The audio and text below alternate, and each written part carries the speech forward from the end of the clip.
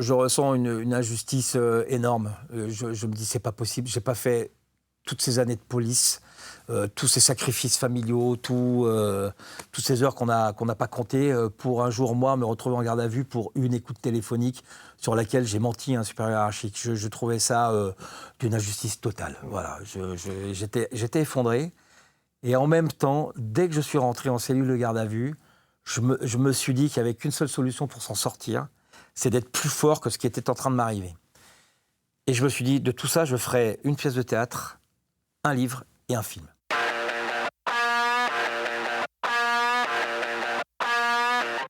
Salut, bienvenue dans Confidence. Aujourd'hui, mon invité a une vie trépidante. C'est quelqu'un qui a été notamment directeur de la BRB de Marseille, la brigade de répression du banditisme.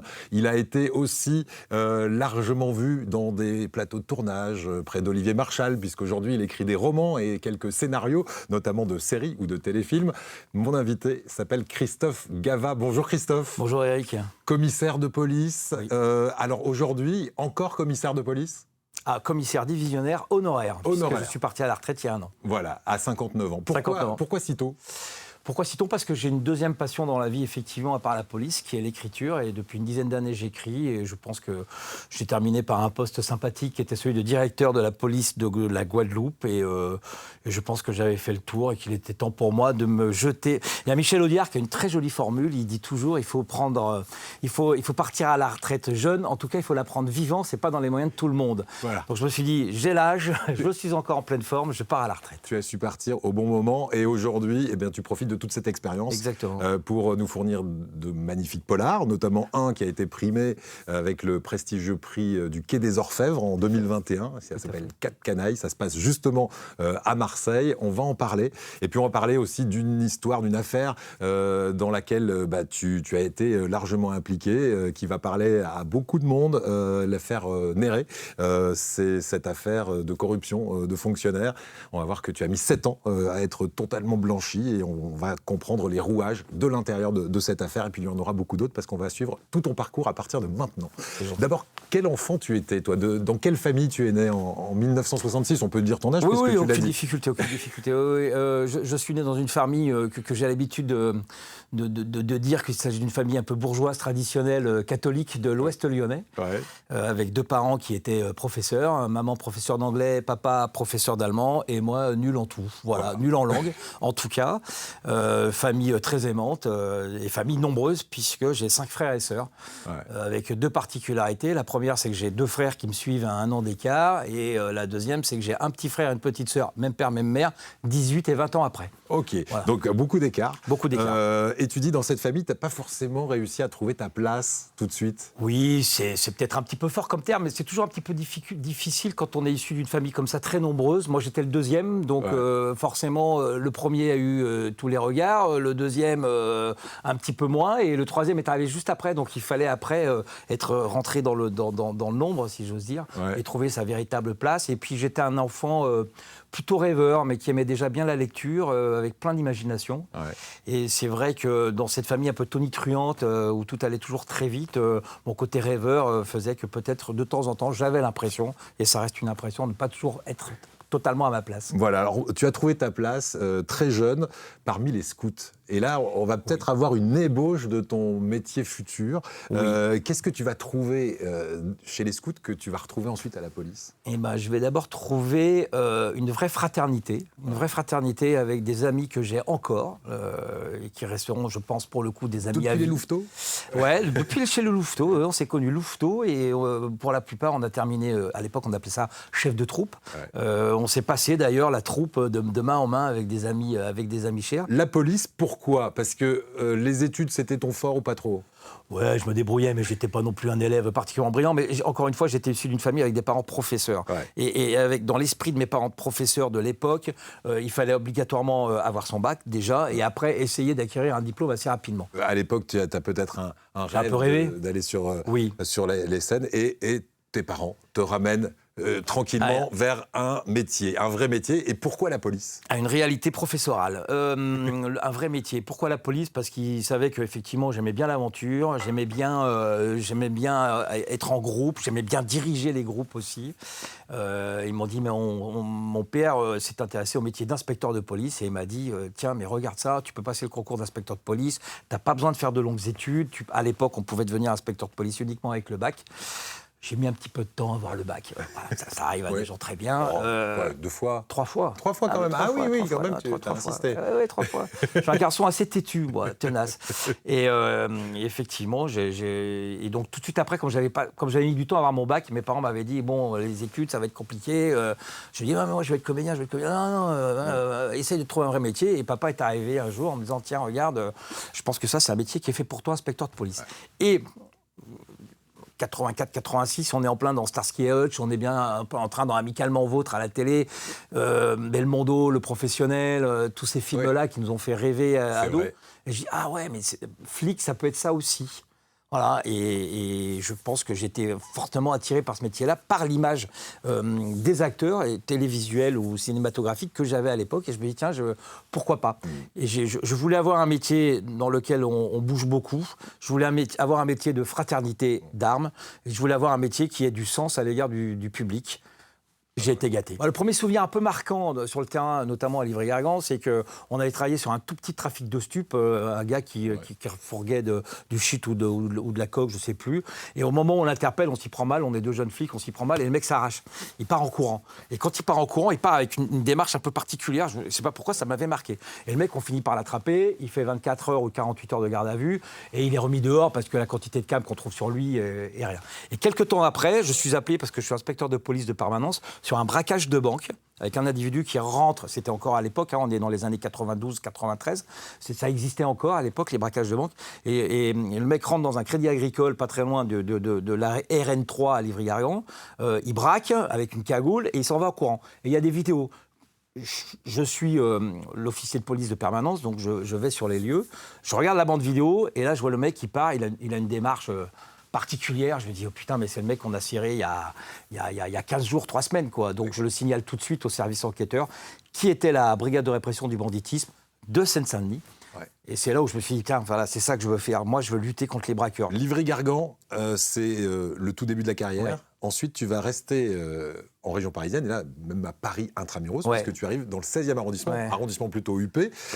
L'ambiance va changer du tout au tout ? Oui, l'ambiance va changer du tout au tout. Alors d'abord, il faut que je rende un hommage à quelqu'un avec qui j'ai travaillé au commissariat de police de Livry-Gargan, parce que s'il regarde l'émission, que je ne lui rends pas hommage, je sais qu'il va mourir. Il s'appelle Arnaud. Arnaud, si tu m'entends, c'est une dédicace pour toi. Parce qu'il est parti à la retraite récemment aussi, on est encore en lien et on s'écchange des choses. Quand on parlait de l'esprit de camaraderie. Exactement. Je suis muté à la première division de police judiciaire de Paris. Et moi, je rêve, parce que je me dis, c'est la police judiciaire, toi. Et en fait, à l'époque, Paris était divisé en police judiciaire, mais parfois, tu allais travailler en commissariat. Donc, effectivement, je suis muté à la première division de police judiciaire de Paris, mais au commissariat de la Porte Dauphine. Le commissariat de la Porte Dauphine à Paris, c'est le 16e. C'est les beaux quartiers, c'est la rue de la Faisanderie. T'es pas très loin de l'ancien hôtel particulier du président de la République, Valéry Giscard d'Estaing. Nous, on avait un petit bar, on allait prendre notre café, on y rencontrait de temps en temps Charles Aznavour. Tu vois, on est dans ces quartiers-là quand même, très très chic. Et donc je passe du 9-3, sa misère sociale aussi, et pas que la violence et pas que la mort, mais la misère sociale qu'il peut y avoir dans ces départements à l'époque, au 16e arrondissement de Paris. Plus feutré, plus chic, plus bon genre. Voilà, donc c'était très intéressant socialement à étudier. Sur quel genre d'affaires tu vas travailler là-bas ? Et bien là, pareil, en fait, je continue à être parfois à l'accueil du commissariat, mais aussi, j'avais pris un peu d'envergure, je m'impliquais beaucoup plus dans les dossiers. On commençait à travailler sur des dossiers beaucoup plus importants et plus sympathiques. On les prenait à notre main et on bossait dessus. Donc on a fait quelques petits trafics de stupes sympas. C'est la première fois où je travaillais sur un trafic de stupes, où je me souviens, on est appelé sur... Il y a une dame qui nous appelle, qui nous dit, il y a le voisin du 3e, il n'arrête pas de faire du bruit, mais il cherche un truc dans les toilettes. Alors on habitait, c'était avenue Foch. Donc, parfois tu peux habiter avenue Foch et habiter dans un studio. Et en fait, les toilettes étaient sur le couloir du studio. Et le mec, il casse les chiottes de l'étage où il se trouve. Donc la concierge nous appelle, et avec mon collègue Martin, si tu m'entends, non, je plaisante, on décide d'aller voir pourquoi il a cassé ces toilettes-là. On va pas lui demander pourquoi, on décide d'aller voir pourquoi. Et en fait, on a l'idée de voir que il y a des tuyauteries comme ça qui descendent, donc on va au sous-sol. On fait venir quelqu'un, on creuse la tuyauterie, et là, on récupère effectivement une vieille chaussette pourrie. Et dans la chaussette pourrie, il y avait des petites bonbonnes de cocaïne. Okay. Il y en a une petite dizaine, une petite quinzaine, je ne sais plus. Ça fait une belle prise déjà. Ça fait une belle prise. Oui. Donc après, on a monté un dossier en association de malfaiteurs. Et effectivement, quelques temps après, on a travaillé sur ce monsieur qui habitait donc avenue Foch dans une petite chambrette. Et il a reçu un colis qui arrivait de Colombie.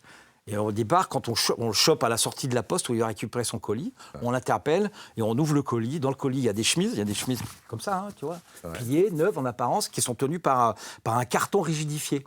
Et en fait, quand on ouvrait le carton à l'intérieur, on décollait le carton, il y avait des alvéoles, il y avait 4 alvéoles, il y avait 3 chemises, 4 alvéoles, et dans chaque alvéole, il y avait des petits sachets de cocaïne. À Paris, au bout de quelques années, il va y avoir un véritable choc. On va vivre un drame. Un traumatisme, on peut dire que tu vis. Au-delà des morts que j'ai commencé à raconter, on va vivre un drame humain, professionnel et personnel, puisqu'on est à peu près 11 inspecteurs à l'époque au commissariat. On s'entend tous très bien. Et on a des habitudes de sport notamment, ou de déjeuner ensemble. Donc le lundi, midi, on allait jouer au foot ensemble. Après, on se faisait une grosse partie de pattes. Voilà, on se marrait, on déconnait. Voilà, et sur quelle affaire tu travailles. On s'échangeait nos tuyaux, nos informations. Voilà. Donc bonne ambiance fraternelle. Ouais. Et en fait, le lendemain matin, le mardi matin, quand on arrive au commissariat, tout de suite quand je rentre, je sens qu'il y a une ambiance particulière, il y a un truc qui ne va pas. Je le sens, tu sais, cette atmosphère où tu dis c'est lourd, c'est chargé. Ouais.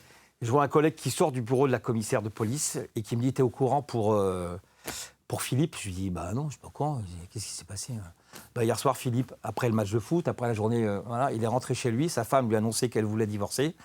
Il a tué son fils de 4 ans, il a tué sa fille de 2 ans avec son arme de service. Wow. Et il a attendu que sa femme sorte de la douche et s'est mis une balle dans la tête devant sa femme. Et là, tu te prends ça... en pleine tronche. En pleine tronche, c'est le cas de le dire. Et tu t'interroges, tu te dis, mais c'est quoi ce métier de dingue c'est quoi cette folie? C'est quoi... Tu comprends pas. Tu comprends pas. Et tu penses être ami avec le garçon et tu te rends compte qu'en fait, tu ne connais pas tout de lui non plus.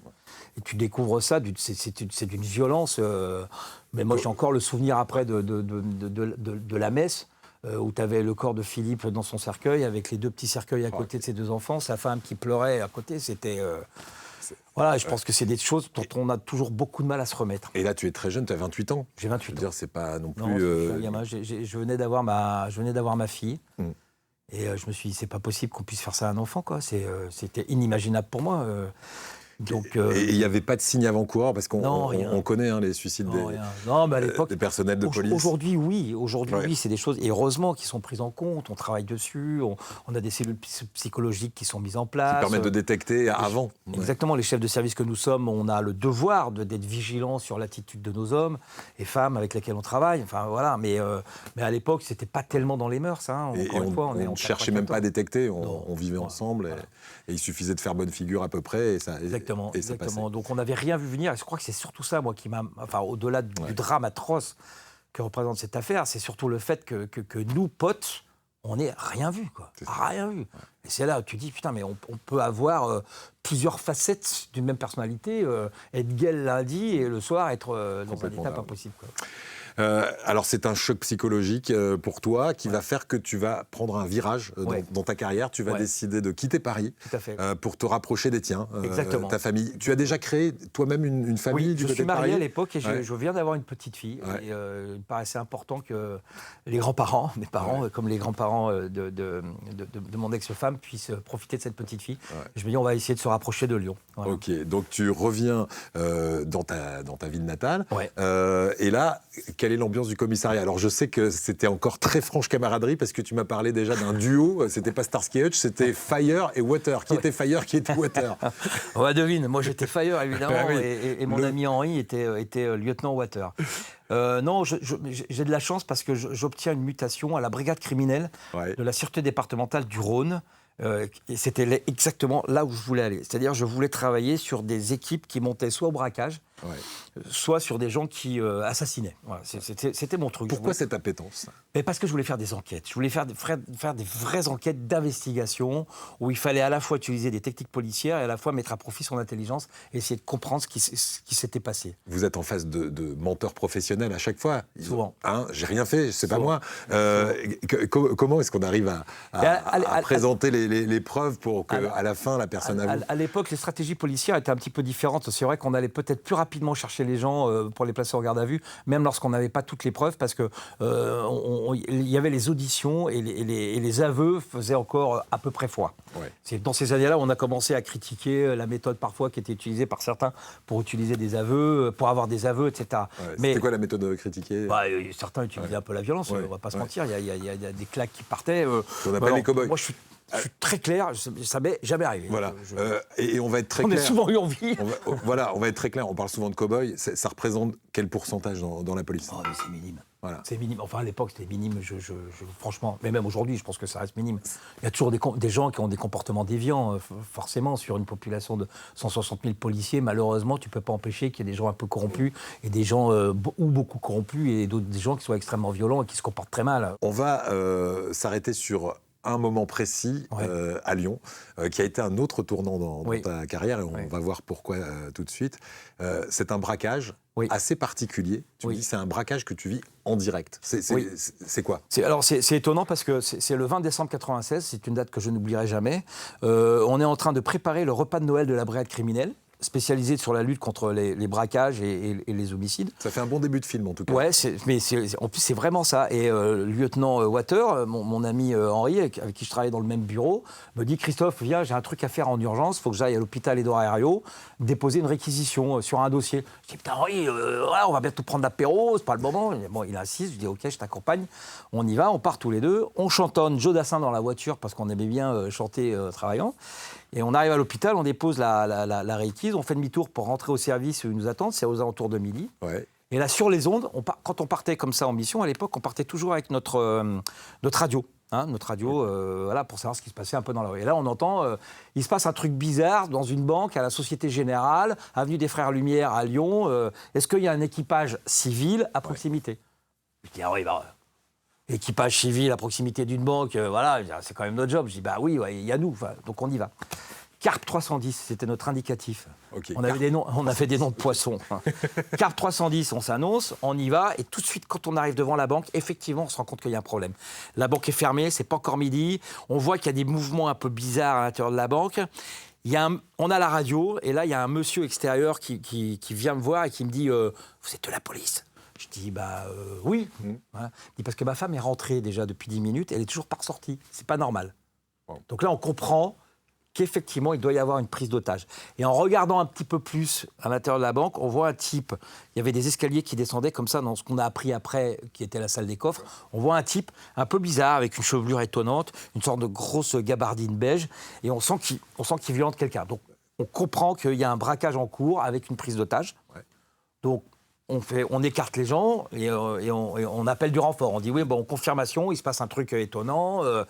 Il y a très sûrement un braquage en cours. Envoyez-nous du renfort. Mais entre le moment où on passe ce message et le moment où les renforts vont arriver, l'individu qu'on avait vu avec la gabardine et un flingue et une perruque va sortir dans la rue en tenant le directeur d'agence, en le menaçant dans le sas.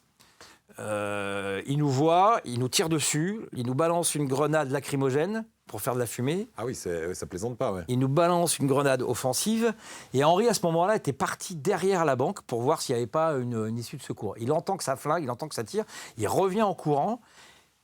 Et l'individu, le directeur d'agence arrive à s'éjecter du sas loin du braqueur. Ouais. Et le braqueur, lui, se met à courir pour partir en direction de la voiture. On comprendra qu'il avait une voiture en planque plus tard. Mais fatalement, il va se retrouver face à face avec Henri. Et là, ça fait duel. Voilà, il y a échange de coups de feu. Moi, je tire sur le braqueur. Je ne suis pas le seul parce qu'entre-temps, les renforts sont effectivement arrivés. Il y a d'autres coups de feu qui sont tirés sur le braqueur. Henri va s'écrouler au sol. Il va se prendre 3 balles. Le braqueur va s'écrouler aussi. Je vais lui sauter dessus. Je vais lui écarter les armes. Je vais chercher mes menottes que je n'ai pas prises. parce que c'était le 20 décembre 96 et que je partais pas sur une interpellation, donc je demande quelqu'un des menottes, et je menotte l'individu. On me le reprochera après, hein, on me dira pourquoi vous avez menotté à mort. Mais à ce moment-là, pour moi, il n'est pas mort. Hein. Très clairement, le gars, était dangereux il était dangereux. Il avait 2 flingues, il venait de balancer 2 grenades, voilà. Et je m'occupe de mon ami Henri. Et là, Henri il pleure dans mes bras, et je lui dis Henri, c'est bon, putain, t'es vivant, putain, Henri, c'est bon. Et enfin, l'histoire, elle est. Il était grièvement blessé. Oui, il a pris 3 bastos, dont une dans le bras, une dans le dos, enfin 2 dans le dos. En fait, quand il tire, en même temps qu'il tire, il voit que l'autre le tire dessus, il se tourne comme ça. Donc les balles, il les prend dans le dos. Donc une qui est restée très très près de la colonne vertébrale. Il s'en tire. Il s'en tire. Et c'est vrai que j'ai trouvé à l'époque que la façon dont cette affaire avait été traitée ou récupérée par certains à l'époque n'était pas très sympa. C'était la hiérarchie. Une certaine hiérarchie, pas tous, mais une certaine hiérarchie. Elle avait été traitée de quelle manière? Qu'est-ce qu'il aurait fallu faire? En fait, il y a un commissaire de police qui est arrivé sur place et qui a voulu tirer la couverture à lui après, en disant que c'est grâce à lui si on avait pu abattre le braqueur, c'est grâce à lui si on avait pu interpeller le deuxième individu qui était à l'intérieur de la banque, ce qui était vrai pour le deuxième, ce qui n'était pas vrai pour le premier. Voilà, et c'est vrai qu'à ce moment-là, je me suis dit non mais c'est pas possible, quoi. Sauf que moi, à ce moment-là, je ne suis qu'inspecteur de police. Ouais. J'ai été pris dans l'effet tunnel aussi, donc j'ai ma version à moi qui n'est peut-être pas celle des autres. L'effet tunnel psychologique, tu sais que voilà. Mais tu vis pas la même chose. Je vis pas la même chose, et la façon dont certains ont essayé de tirer la couverture à eux sur cette affaire-là, dont une certaine hiérarchie, m'a profondément agacé.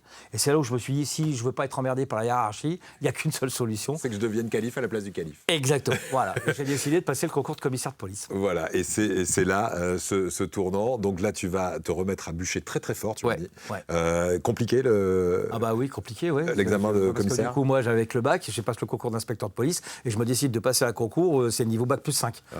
Parce qu'à l'époque, même en concours interne, tu avais les mêmes épreuves que les gens qui passaient le concours en externe. Donc c'était compliqué, quoi. Il fallait quand même que je remette à niveau mes connaissances juridiques, notamment en droit administratif. Hein. J'avoue que j'ai appris des choses par cœur, hein, auxquelles je ne comprenais rien. Et effectivement, j'ai fini par réussir à avoir le concours. Et on va là s'apercevoir que tu es monté en gamme, puisque première affectation en tant qu'inspecteur de police à l'époque, c'était, on le rappelle, Livry-Gargan. Là, tu vas te retrouver commissaire au commissariat de Cannes, s'il vous plaît. Moi, ça me fait à chaque fois penser à Gérard Darmon dans La Cité de la Peur. Donc, tu étais un peu le commissaire du Festival de Cannes. C'est le commissaire Bialès. Voilà, c'est ça. Commissaire Bialès. Voilà, non. Alors, là, je vais te demander l'ambiance que tu as trouvée à Cannes, parce que tu m'as dit Cannes, pour un flic, mis à part, on peut imaginer que c'est les paillettes, etc., mais ça peut être très dangereux pour un flic. Pourquoi ? C'est tellement dangereux parce que, d'abord, à Cannes, il n'y a pas que le Festival de Cannes. Tous les mois, il se passe un événement international majeur. Tous les mois, il y a des gens qui débarquent sur la Côte d'Azur avec plein d'argent, avec plein de filles, avec plein de drogues, avec tout ce que tu veux. Et si tu n'es pas d'une probité absolument impeccable, tu peux vite mal tourner. Après Cannes, direction Perpignan. Alors si, avec ce détail amusant... Oui, ce détail, oui, que tu vas rencontrer certain Michel Néret, qui est voisin, puisque lui, il est à Nice. Qu'est-ce qu'il fait à Nice, Michel Néret ? Michel, il vient d'être nommé, après X années passées à la brigade de recherche et d'intervention de Lyon, il vient d'être nommé chef de la police judiciaire de Nice. Et à ce titre, il nous est arrivé de nous rencontrer souvent pour échanger des informations sur la voyoucratie locale de Cannes, parce que Michel, naturellement, s'intéressait aux voyous qui pouvaient fréquenter la ville de Cannes. Donc on échangeait régulièrement. Et c'est là où c'est la première fois où je commence à sympathiser avec Michel Néret. On le dit, vous vous rencontrez à ce moment-là. On rencontre à ce moment-là, on sympathise. Et Michel a la gentillesse de me sponsoriser, entre guillemets, pour me dire viens travailler en police judiciaire. Il connaît personnellement un monsieur qui, à l'époque, est directeur de la police judiciaire à Lyon, mais qui va être nommé directeur central de la police judiciaire à Paris, et que je rencontre, Christian Lotion. Et Christian Lotion va me dire, j'ai un poste qui se libère à Perpignan, si vous voulez, il est pour vous. Voilà. Okay. Et j'accepte. Donc je fais 2 ans à Cannes, merveilleux, et je décide de partir travailler comme chef de la police judiciaire de Perpignan pendant 4 ans. Tu vas quitter Perpignan pour revenir vers ta région d'origine, et là tu vas être affecté à Grenoble, où tu deviens... la police judiciaire de Grenoble. Je deviens le chef. Le chef. On appelle ça, on ne dit pas directeur chez nous, on dit chef de la police judiciaire de Grenoble. Ouais. Qu'est-ce que tu viens faire là-bas ? En fait, à l'époque, je me sépare de ma femme, et ma femme décide de retourner vivre à Lyon, et je voulais être au plus près de mes enfants, et pour que ce soit plus pratique, je me dis, tiens, je vais prendre un poste à Grenoble, et effectivement, le poste de chef de la police judiciaire de Grenoble se libère, et j'arrive à l'obtenir. Donc, je fais exactement la même chose qu'à Perpignan, mais à Grenoble. Voilà. Et là... avec des affaires en revanche différentes. puisqu'à Grenoble, il va y avoir beaucoup de trafic de stupes, beaucoup d'affaires sur ce qu'on appelait aussi les Italo-Grenoblois à l'époque. Voilà, la frontière, la proximité de la frontière italienne, les gens qui étaient venus s'installer à Grenoble, qui avaient des tendances et des habitudes un peu mafieuses, et puis des gens qui descendaient aussi en Espagne récupérer de la cam, qui remontaient en urgence jusqu'à la capitale des Alpes. On va dire ton centre d'intérêt numéro 1, c'était le trafic de drogue transfrontalier. Oui, et puis la délinquance à cette époque a commencé à évoluer. On n'a plus trop de braquages de banques. Il continue à y avoir de temps en temps des braquages de fourgons, mais pas tant que ça. Donc la délinquance a évolué et la police judiciaire va aussi évoluer pour s'adapter à cette lutte qui vraiment, on est dans les années 2010-2015. C'est à mon sens, je peux me tromper, mais c'est là où commence vraiment à exploser le trafic important de stupéfiants. Et le grand banditisme. Et le grand banditisme. Ouais. Alors, on va dire une chose, c'est que quand tu arrives à Grenoble, ton directeur devient le fameux Michel Néret que tu avais rencontré à Cannes, sur la Côte d'Azur. Et c'est là, quelques mois plus tard, après ton affectation, que va éclater une affaire. L'affaire des ripoux de Lyon, l'affaire Néret. Des ripoux... c'est comme ça qu'on l'a surnommé. Mais justement, tu l'as vécu de l'intérieur et ça nous intéresse de savoir un petit peu ce qui s'est passé. Comment tu vas être, toi, impliqué dans cette affaire Néret? Il va être impliqué. Michel, après avoir été chef de la police judiciaire de Nice, obtient une nouvelle mutation, lui, pour partir à Lyon comme directeur adjoint de la police judiciaire de Lyon. Et à ce titre, il dirigeait à la fois la police judiciaire de Grenoble, la police judiciaire de Valence, la police judiciaire de Clermont-Ferrand. Voilà, il y a un secteur assez large. Et comme il était le numéro 2 et non plus le numéro 1, il s'occupait plus particulièrement vraiment des affaires. Le numéro 1, il a une vision plus stratégique, plus politique, plus relationnelle, etc., les effectifs. Michel, lui, vraiment s'impliquait dans les affaires. Et donc, Michel était au courant pratiquement de tous les dossiers qu'on suivait, qu'on traitait.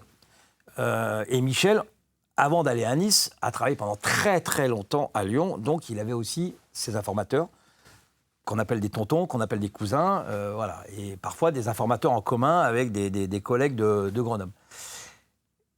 Et Michel, un jour, me téléphone et me dit « Christophe, est-ce que je t'ai déjà expliqué comment je faisais pour rémunérer les tontons voilà. » Et moi, au téléphone, je dis « Non, Michel, je ne sais pas. » Je la connais, la technique. Tout le monde la connaissait à l'époque. Alors, la technique, la technique, elle est simple. C'est que tu fais une interpellation sur une affaire qui est donnée par un informateur. Ouais. Tu récupères 100 kilos de stupes. Et en fait, sur les 100 kilos, t'en déclares 90 et les 10 autres, tu les écartes pour rémunérer l'informateur, pour le remercier d'avoir risqué sa vie pour nous permettre de faire cette belle affaire à 90 kilos. Sauf que c'est profondément illégal puisque tu participes ainsi au trafic de stupes, puisque tu permets quand même à ce que des stupes soient réinjectés dans le système. Voilà, l'idée, c'est d'assécher une grosse partie du trafic, mais en même temps, on ne peut pas dire que vous ne... Voilà. Et Michel m'explique ça. Encore une fois, j'étais forcément au courant de la technique. Il m'explique ça par téléphone. Et quelques mois après, sur une deuxième écoute téléphonique... Alors, comment tu réagis, toi, quand il te... Je dis oui, Michel, c'est Michel Néret. Michel, tu lui dis oui, Michel, oui, d'accord. T'en penses quoi? Bon, écoute, Michel, si ça reste confidentiel, pourquoi pas? Première erreur. Ouais, première erreur. Même si là, c'est une écoute. Il n'y a rien d'autre qu'une écoute et qu'une idée de dire pourquoi pas y participer. Mais voilà, ça ne veut pas dire que je l'ai fait. Oui, c'est ça. Voilà. Là, à ce moment-là, tu es sur écoute quand tu dis... non, c'est pas moi qui suis sur écoute. C'est Michel. Michel est sur écoute. Et on ne le sait pas. Et ce coup de fil que vous avez, il a été entendu. Oui. C'est ça. Voilà, donc cette écoute va, comme je dis vulgairement, me mettre dedans. Et il y en a une deuxième qui va souvenir 3-4 mois après, où Michel, ce jour-là, m'appelle 4-5 fois de suite. Et à la 6e fois, il me dit au fait, sur l'affaire machin, sur l'affaire, on avait fait une affaire un peu importante de voyous. Et il me dit est-ce que vous avez pu rémunérer l'informateur? Et comme Michel, je rentrais de vacances et que Michel, ce jour-là, commençait un peu à me...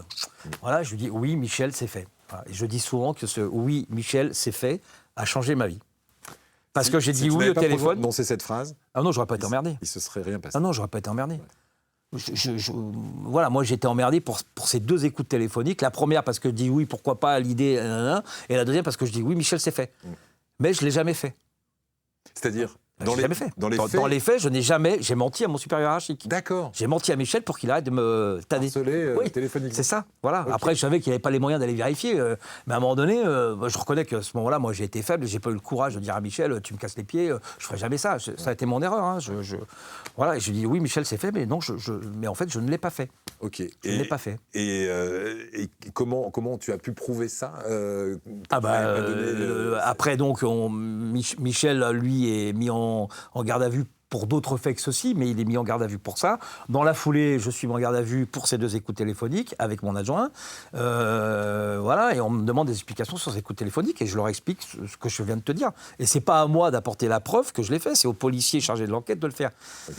Et comme on n'a rien fait, ils n'ont jamais rien pu trouver. Voilà, donc c'est pour ça que tu as été relaxé, mais ça a pris 7 ans. D'ailleurs, tu résumes ce calvaire que tu as vécu, parce que quand on est un policier, qu'on a toujours fait son boulot de façon très réglo... Qu'on sort d'une famille bourgeoise, catho... Voilà, parce que ça aussi, tu vas me dire, ça a peut-être des retentissements dans la famille. Les chiffres, c'est 4 jours 96 heures de garde à vue, 4 mois de suspension administrative, 7 ans de mise en examen et 3 relax. Quand tu as été suspendu 4 mois, plus aucun revenu, plus rien. C'est compliqué pour toi, c'est super compliqué. Pour la famille aussi. Oui. Comment ils réagissent ? Alors, d'abord la famille, ils prennent un coup de bambou et puis ils me connaissent, ils savent que je suis plutôt quelqu'un d'intègre et que j'ai jamais rien fait de mal, mais donc il y a un soutien sans faille, mais c'est aussi l'honneur de la famille qui est un peu sali par tout ça, donc, mais soutien sans faille, mais vraiment, et ça je leur en remercierai toute ma vie, de mes frères et sœurs. Ils n'ont pas douté. Ouais, même quand mon ami avocat dit à mon fils, ton père est en garde à vue, papa, ça m'étonnerait, il grille jamais un feu rouge. Donc, voilà. Bon, c'est pas tout à fait vrai. Hein. Ouais. Ça m'arrive de griller des feux rouges. Parce que Fire et Water, ils devaient griller des feux rouges. Donc, à titre personnel, après, ça a été un choc et ça a été une remise en question. Les 96 heures de garde à vue, tu en as fait un livre. Oui. Qu'est-ce qui se passe dans ta tête pendant ces 96 heures ? Qu'est-ce que tu ressens foncièrement ? Je ressens une injustice énorme. Je me dis, c'est pas possible. J'ai pas fait toutes ces années de police. Tous ces sacrifices familiaux, toutes ces heures qu'on n'a pas comptées pour un jour, moi, me retrouver en garde à vue pour une écoute téléphonique sur laquelle j'ai menti à un supérieur hiérarchique. Je trouvais ça d'une injustice totale. Voilà, j'étais effondré. Et en même temps, dès que je suis rentré en cellule de garde à vue, je me suis dit qu'il n'y avait qu'une seule solution pour s'en sortir, c'est d'être plus fort que ce qui était en train de m'arriver. Et je me suis dit, de tout ça, je ferai une pièce de théâtre, un livre et un film. Ouais. Ça a été mon obsession de me dire, je rentre en garde à vue, et dans mon esprit, je rentre en garde à vue pour 24-48 heures maximum. Non, ils m'ont fait la totale, ils m'ont gardé 96 heures. À l'issue des 96 heures, j'ai été déféré au palais de justice, j'ai été présenté à un juge d'instruction. Pendant un temps, j'ai vraiment cru que j'allais partir en prison également. C'est le seul moment où je me suis effondré. C'est-à-dire, j'ai pleuré. Hein. J'ai dit, oh putain, c'est pas possible. Quand j'ai appris que Michel était parti au ballon, j'ai pleuré. Je me suis dit, mais c'est pas possible. Ça va m'arriver. C'est un truc de malade, quoi. Voilà. Et justement, Michel, lui, il a été reconnu coupable de corruption oui. Et de trafic d'influence. Tu peux nous dire pourquoi, pour quelles raisons ? Est-ce qu'il a confondu vraiment à un moment les voyous avec les amis ? Oui, c'est ça. Michel, à un moment donné, avait un informateur. C'est toute la problématique des informateurs. Et c'est à partir de cette affaire-là, d'ailleurs, que le système mis en place au sein de la police nationale va évoluer pour que les relations avec les informateurs ne deviennent pas des relations amicales. Parce que Michel, à un moment donné, voilà, quand tu fréquentes quelqu'un au quotidien et qui te fournit des infos, tu ris avec lui, tu partages des repas avec lui, tu t'intéresses à sa famille. Il y a un très joli film comme ça qui a été fait dans les années 90-2000 qui s'appelle Le Cousin, avec Patrick Timsit et Alain Chabat qui joue le rôle du flic, d'ailleurs, où on voit très bien la relation entre les deux. Ça devient des relations amicales, ça devient des relations familiales, presque familiales parfois. Et effectivement, Michel s'est laissé abuser par ce monsieur qui lui a fait croire qu'ils étaient amis ensemble et qui lui a offert des cadeaux. Ouais. Il lui a offert un voyage au Maroc, il lui a offert une montre de luxe. Voilà, et Michel a accepté ces cadeaux. Et c'est là où, à mon sens, il a eu tort. Ouais. Et après, ce qu'on reproche à Michel, le deuxième aspect, alors ça c'est l'aspect corruption. L'autre aspect, c'est l'aspect trafic de stupes, en disant, il demandait à ses collaborateurs de sortir de la cam pour les remettre à des informateurs, donc il participe au trafic de stupes, donc on lui a reproché ça aussi. Et tu as été relaxé parce qu'en fait, tu étais sous les ordres directs de Michel Néret et que tu as finalement obtempéré. Non, moi, j'ai pas obtempéré. Moi, justement, je ne tu l'ai ne l'as pas fait, mais en tout cas, au téléphone, tu dis, OK, voilà. c'est fait. Voilà. Et j'étais emmerdé parce qu'au coûté. téléphone, Michel était sur écoute sur un truc un peu compliqué, on ne va pas rentrer dans les détails. Il se trouve qu'il se retrouve mis sur écoute et que comme après, il était en lien constamment avec plein de flics, et notamment ses subordonnés directs, dont moi, voilà, il m'a demandé de sortir de la cam. Ouais. Alors, tu me dis, ça, cette affaire, c'est la pire. Ouais. Et finalement, peut-être aussi la meilleure chose qui te soit arrivée dans la vie. Parce que je pensais bêtement à l'époque que pour pouvoir passer à l'écriture, et notamment l'écriture de romans ou l'écriture d'essais, il fallait être légitime. J'ai découvert depuis que non, c'est une connerie, il n'y a pas besoin d'être légitime, on a tous des choses à raconter, on a tous vécu des aventures familiales. Plus ou moins. Alors après, le fait d'être policier, ça aide, et le fait d'être mis en cause dans une affaire un peu célèbre médiatiquement, ça aide aussi. D'accord, mais en termes de légitimité, moi je pensais que vraiment, j'avais toujours eu envie d'écrire. Ça fait longtemps que je voulais écrire des scénars, que je voulais écrire des romans, mais j'avais jamais osé franchir le Rubicon à cause de ça, en me disant je suis pas légitime. Je suis qui moi? J'ai pas fait d'études de lettres, j'ai pas fait Cannes, j'ai pas fait Hippocagne. Oui, je connais mes classiques du cinéma, etc. Mais je n'avais jamais pensé à écrire. Ouais. Et je me dis bah tiens, c'est peut-être cet événement-là qui va me permettre d'écrire. Ouais. Et effectivement.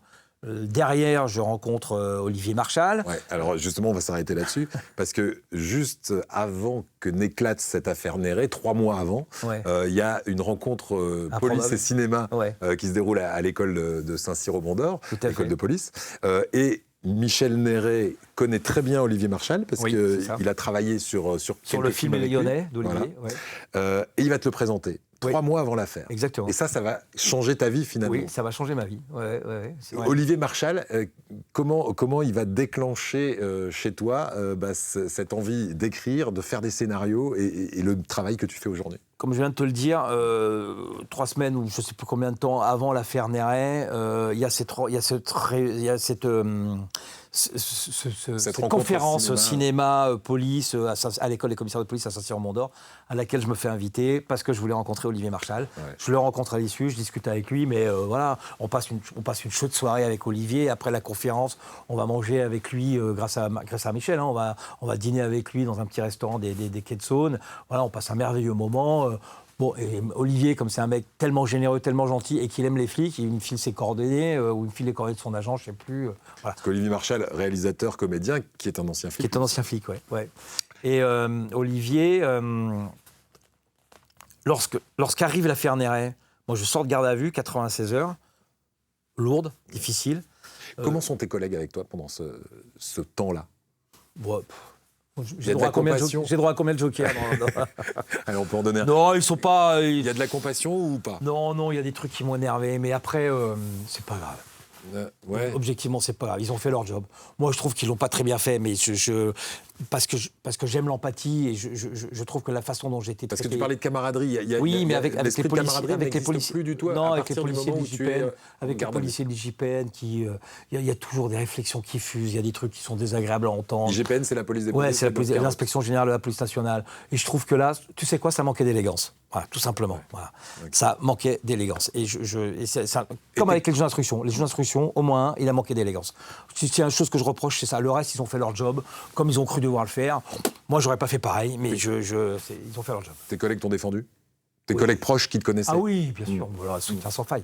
Tellement soutien sans faille qu'à l'époque, et je les en remercie encore, comme ils savaient que j'allais être suspendu de mes fonctions et donc pas toucher de salaire, ils ont créé une association. On était 3-4 policiers, je ne sais plus combien, et ils ont cotisé pour nous permettre d'avoir un petit quelque chose. Donc tous les mois, j'avais un petit pécule qui tombait grâce à l'aide fraternelle de mes collègues, et j'en profite pour les remercier solennellement. Pendant ces fameux 4 mois de suspension qui ont suivi la garde à vue. 4 mois de suspension, oui.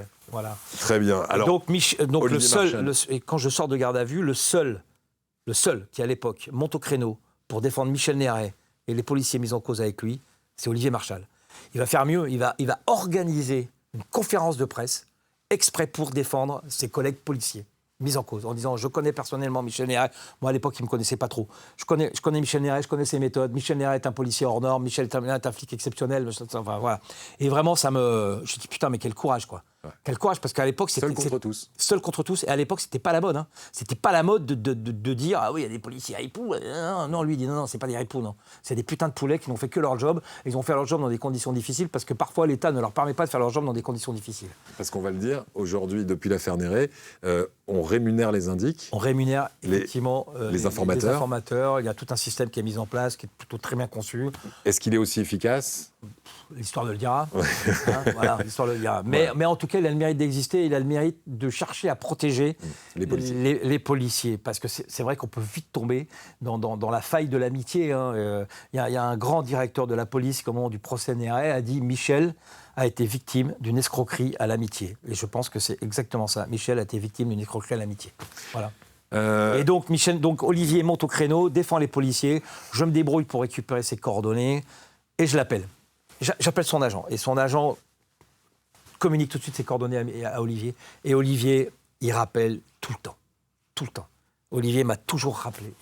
À partir de ce moment-là, Marshall ne m'a jamais laissé tomber.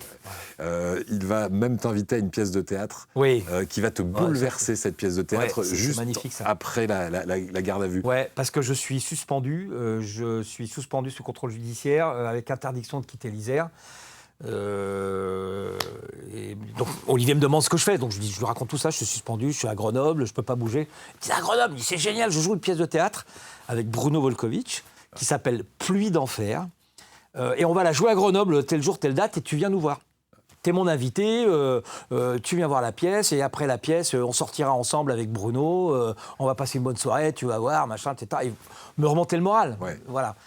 Et je vais voir cette pièce, et la pièce Pluie d'enfer, je ne le savais pas à l'époque, hein, raconte la descente aux enfers de 2 policiers américains qui ont commis une bavure et qui viennent d'être placés en garde à vue, mis en examen, suspendus de leurs fonctions. Donc tout ce qu'il y a dans la pièce, c'est exactement ce que je suis en train de vivre. Et tu vois, en t'en parlant encore aujourd'hui, j'ai des frissons. Je dis, putain, en fait, quand je repense à tout ça, je me dis, c'est dingue, quoi. Ouais. C'est dingue. Et j'ai vraiment des frissons. Et quand je sors après pour aller attendre Olivier à la sortie des artistes, je ne connais pas Volkovitch à l'époque, Bruno. Et Bruno est le premier à sortir. On est 80, 100 personnes à attendre, tu sais, à la sortie des artistes, les comédiens. On peut avoir une petite autographe, une photo. Hein. Et là, Bruno, il scanne comme ça le public qui est là. Il me voit, il vient, il fait « C'est toi le flic ». Je dis « Comment ça, c'est moi le flic ?» Je dis « Oui. Cette pièce, ça fait 4 mois qu'on la joue avec Olivier. C'est la première fois où il l'a jouée avec autant d'émotion. Il l'a fait pour toi. » Je suis devenu ami immédiatement avec Bruno. J'imagine. Qui est devenu un grand ami. Et après, Bruno Volkovitch qui a joué ton rôle. Et qui finalement va jouer mon rôle, enfin mon rôle, en tout cas le film que va inspirer cette histoire à partir de mon bouquin, Borderline. Et là, on va partir dans une soirée que je qualifie aujourd'hui de marshallienne. C'est-à-dire, on sait quand elle commence, on ne sait pas trop quand elle termine. Mais c'est des soirées... C'est des soirées où l'amitié prédomine. L'amitié, parfois un peu l'ivresse aussi, mais l'amitié prédomine. Et je rigolais parce que Olivier et moi, on a la même passion pour un film absolument magnifique qui s'appelle Voyage au bout de l'enfer. Et à un moment donné, il y a une scène d'amitié où ils sont filmés dans un bar parce qu'ils viennent d'apprendre qu'ils vont partir au Vietnam. Tu as Robert De Niro, Christopher Walken, ils sont dans le bar. Et il y a la musique I Love You Baby en même temps. Ouais. Et en fait, voilà, les soirées marshalliennes, c'est un peu cette soirée-là. Où d'un seul coup, tu bois des bières et tu refais le monde, la police, la justice, les amis, les femmes, la vie, quoi. Voilà. Et est-ce que c'est dans cette soirée que Olivier Marchal te dit écris ce que tu as vécu ? Ouais, exactement. Et peut-être qu'on en fera quelque chose oui, exactement. En télé aussi. C'est cette soirée-là où il me dit vas-y, écris, voilà. Et je lui envoie mes premiers écrits, il me fait putain, mais t'écris pas trop mal, c'est bien, vas-y, continue, voilà. Un concours de circonstances complètement dingue. C'est pas lui qui va me présenter la productrice qui finalement va produire le film, c'est Bruno Volkovitch. Bruno Volkovitch m'a dit tiens, je connais quelqu'un, je vais te la présenter, une grande dame de la télévision qui s'appelait Dominique Antoine, elle est décédée depuis. Et elle va tomber en amitié. Elle va me dire Christophe, c'est très intéressant ce que vous me racontez. On va pas faire un film sur le numéro 1, c'est-à-dire on va pas faire un film sur Néret, on va faire un film sur vous. Bon, ça me flattait, hein, comme j'ai un petit ego, ça me flattait. Et Bruno jouera votre rôle. Wow. Voilà. Et en fait, et là, Bruno dit non. Et là, Bruno, il a l'idée, il dit non, mais si quelqu'un doit réaliser le film, c'est Marshall. Donc on appelle Olivier. on était une soirée un peu festive, on appelle Olivier, on lui raconte ça, et Olivier fait « Si quelqu'un fait un film sur Gava, c'est moi !» Voilà. Et ben voilà, et ça a eu lieu, et c'est France Télévisions qui a produit Borderline. ce téléfilm qui s'appelle Borderline. Ça fait quoi de voir sa vie sur un écran?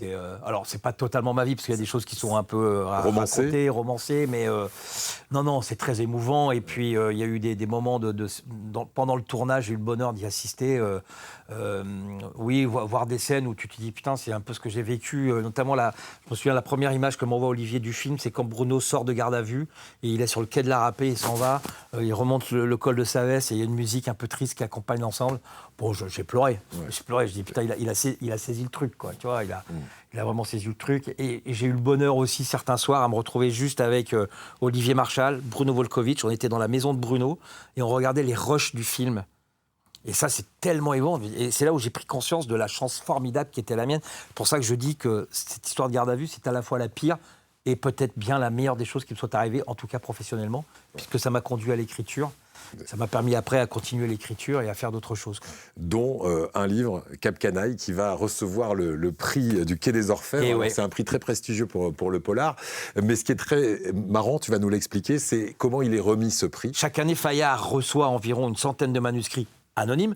Alors, il y a un truc qui est mis en place pour que eux, chez Fayard, sachent qui a écrit le bouquin. Ils peuvent le découvrir. Sur les 100, ils en choisissent 6. Ouais. Donc, ils ont un comité de lecture, ils ont des gens dont c'est le métier, où ils vérifient à la fois la qualité littéraire de l'œuvre et la qualité policière. Il faut que ce soit au plus près de la réalité policière. Ils ont choisi 6, qui est envoyé à partir donc c'est au mois de mars, ça, il faut l'envoyer avant le 15 mars, le manuscrit anonyme. Entre le mois de mars et le mois d'août-septembre, il est envoyé à 20 membres prestigieux du jury, ancien directeur de la police judiciaire, ancien directeur général de la police, un directeur de laboratoire de police, un médecin légiste, un député passionné par l'œuvre littéraire, un ou deux magistrats. Enfin, tu vois, le jury est quand même composé de gens qui connaissent le métier de policier. Et effectivement, Fayard, lorsqu'il propose mon manuscrit parmi les 6 à ces gens-là, ils savent déjà qui je suis parce qu'ils ont vérifié. Et ils sont emmerdés parce que, bon, ils me l'ont dit après, ils m'ont dit, t'étais notre préféré, on va pas te mentir, sur les 6, t'étais notre préféré. Et on n'avait qu'une crainte, c'est qu'au moment où, si le jury décide que c'est toi le lauréat, qu'ils disent, ah ben non, putain, Gava, il a eu des problèmes judiciaires, ça va être compliqué, putain. Voilà. Et en fait, le jury va dire, bah non, à l'unanimité, enfin presque à l'unanimité, je crois, cette année-là, le meilleur manuscrit que nous avons reçu cette année, c'est Cap Canaille. Bon, on peut savoir le nom de l'auteur, alors, qui est l'auteur ? Qui est l'auteur ? Et là, Fayard arrive et dit, bon, voilà, c'est Christophe Gava. Quoi ? Gava ? Mais j'ai appris que certains ont tout de suite dit, non, mais Gava, c'est fini, là. On ne parle plus de l'affaire Néret, tout ça, c'est fini. C'est derrière lui. Voilà, c'est derrière lui, ça n'a rien à voir avec... il a commis une œuvre littéraire, on juge l'œuvre littéraire, c'est lui qui gagne, c'est lui le lauréat. Voilà. Tu as écrit Cap Canaille qui se déroule à Marseille, dans le milieu de la pègre, etc. Mais avant d'intégrer la BRB. Exactement. Et donc, comment ils vont te recevoir, tes collègues à Marseille ? Ils vont tous regarder l'émission, ils vont se foutre de moi. Mais je pense qu'ils ont été ravis. Ils ont été ravis parce que la plupart avaient acheté le bouquin. Et puis, pour l'anecdote, dans le bouquin, il y a un des héros qui est flic, qui est flic à la BRB. Ouais. Et qui est membre du groupe Papa Juliette. C'est un groupe de chanteurs qui existe vraiment. Hein. Oui. Donc c'est les policiers, de temps en temps, ils jouent de la musique, ils font des petits concerts, voilà, et le groupe Papa Juliette. Et à un moment donné, dans l'histoire, je raconte un concert du groupe Papa Juliette. Ouais. Et là, le collègue Juliette en question... Pour PJ, hein. Oui, Papa Juliette pour PJ, oui, d'accord, c'est l'alphabet phonétique. Et là, le collègue vient vers moi, il fait « Patron, vous parlez de moi dans le bouquin !»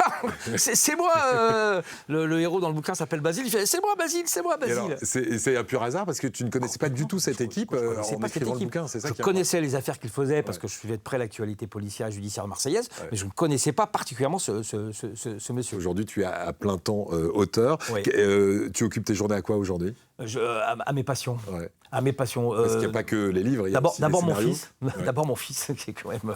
C'est bien, oui, il faut se concentrer sur la famille, c'est bien, c'est le moment de le faire. Mon fils, son sport préféré, le rugby. Futur demi d'ouverture du 15 de France, mon fils, c'est important. Mais comme tu es visionnaire, ça va arriver. Risque d'arriver. Je passe mes journées à écrire, et que ce soit pour Olivier, parce que j'ai participé un petit peu à Pax Massilia, très peu, hein, petite participation, avec Olivier Marchal. On a un scénario en cours d'écriture l'écriture aussi avec Olivier. De temps en temps, il m'arrive d'être, comment on appelle ça, référent technique sur des scénarios de films ou de séries. Mon nom commence à circuler dans le milieu des productions. Je suis en train de créer une association qui va s'appeler Réservoir Cops. C'est Olivier qui m'a donné le titre. D'accord. Réservoir Cops. Et on va regrouper tous les policiers auteurs de livres, de romans policiers, et on va les représenter. Pour les représenter, pour dire aux sociétés de production, vous voulez du vrai, il y a le major Dupuis à Perpignan qui écrit des super polars. On a un brigadier chef là-haut à Lille qui écrit des super polars. Voilà, et on va faire sur quelque chose de réel. Voilà. Donc on est en train de créer cette association. Et puis l'écriture. Et là, il se trouve qu'effectivement, en plus, alors il y a le sport et il y a les pièces de théâtre. Voilà. Qu'est-ce que tu dirais à un jeune qui aujourd'hui voudrait embrasser une carrière de policier ? Toi, l'ado qui au départ cherchait de l'aventure. Moi, je crois qu'il faut croire en ses rêves et qu'il faut se donner les moyens de les réaliser. C'est ce que j'ai toujours dit à mes enfants. Et que si vraiment c'est une passion, il faut y aller. Alors, il va en prendre plein la gueule, de l'intérieur et de l'extérieur. Mais quel beau métier. Et j'ai pas l'habitude de dire qu'on vit des aventures absolument extraordinaires, mais au final, à travers ces aventures, ce dont on se souvient, ce sont les rencontres. Et on n'est riche que de ces rencontres. Et moi, j'ai la chance aujourd'hui d'avoir un panel de gens que je connais, que ce soit dans le milieu du cinéma, de la télévision, de la production, des flics, des voyous, des magistrats, des préfets. Voilà, Xavier Lefort, que je remercie, qui a été mon dernier préfet en Guadeloupe. Caroline Calbeau, qui a été procureure de la République en Guadeloupe, avec qui j'ai adoré travailler. Voilà, j'ai rencontré des gens fabuleux. Et je crois qu'au final, ce qui nous nourrit, c'est vraiment ça, ce sont les autres. Voilà. Et en Guadeloupe, où tu as été décoré de l'Ordre national du mérite. Tout à fait. Ça aussi, c'est une belle récompense pour finir une carrière en beauté. beauté. Très très bien ma carrière, effectivement. Merci d'avoir partagé cette belle carrière. Tu es sur l'écriture de ton 7e roman. Oui. Il arrive bientôt ? Oui, bientôt. Normalement, fin mai. Et il va s'appeler, sous réserve, Les larmes des femmes. Les larmes des femmes. C'est une vengeance au féminin. Non, faut pas le dire. Non, pardon. Spoil. Ouais, ok, d'accord. Oui, c'est sur la base d'une vengeance entre règlement de compte entre deux clans qui s'opposent. Et ça se passe à Nîmes et un petit peu à Marseille. Merci beaucoup, merci à toi, merci de ton accueil, Eric. Et bravo pour l'ensemble de cette carrière, à la fois de commissaire, d'auteur, de scénariste. Nous, on se retrouve dès la semaine prochaine pour d'autres confidences sur YouTube et sur France.tv. Merci encore mille fois. Merci beaucoup, Eric. Merci à toi. J'ai passé un super moment.